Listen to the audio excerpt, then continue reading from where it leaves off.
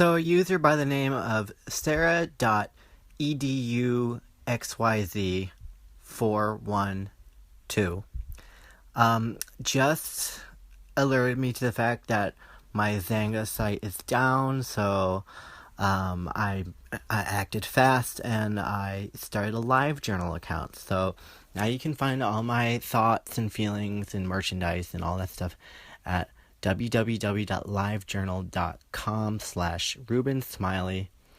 And I'm happy to say that my internet presence is continuing to grow, and it's all thanks to you, my wonderful friends. So thank you. Well, I guess you're more followers. Some of you are probably friends. I don't want to single anyone out. I almost regret kind of just going down that verbal rabbit hole. But excuse the mental diarrhea that I'm putting into your brain with my verbal diarrhea.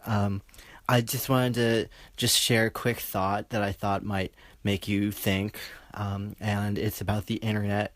And the internet is one of my favorite things because it's constantly changing, just like life. And one of the things that changes so much about the internet is the websites. So just like my website address changed, sometimes other things change, like the content of the websites. And I think it's important that all the content on the internet is carefully weeded through, because there's a lot of wolves in sheep's clothing out there, kind of like my friend David. And I'll tell you about David, what happened with David. So David was on the internet, and a pair of hands just started kind of reaching out from him from behind the screen, and he was just so frightened. And I said, David, that's such a crazy story. I mean, I wasn't there, I didn't see it, he was just telling me the story. And I said, David, that's such a crazy story. Like, I don't believe that. How did a pair of hands come out of the screen? He's like, it didn't come out of the screen, Ruben, it came out of the internet. And I'm like, what even does that mean? And he just basically explained that he didn't know if it was physical or whether it was non-physical, if it was from one of the nether regions or from one of the outer regions. But his theory is that there was some kind of code interwoven through all the content on his Facebook feed, and that he was hypnotized, and he either A, went into another dimension through that hypnosis where these weird hand creatures kind of reside and come through the computer screen, or B, that a temporary portal was opened. I think that's less likely, according to my scientific opinion, but this is all frontier science, so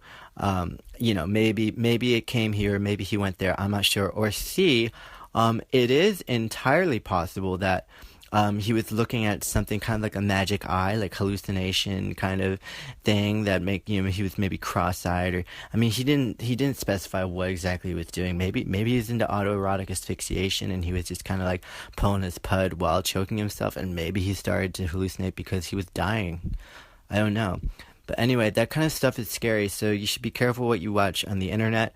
And thanks for listening. This is Ruben Smiley once again. www.livejournal.com/Ruben Smiley. That's Ruben with an E, Smiley with an EY. And thank you for listening, and keep them coming.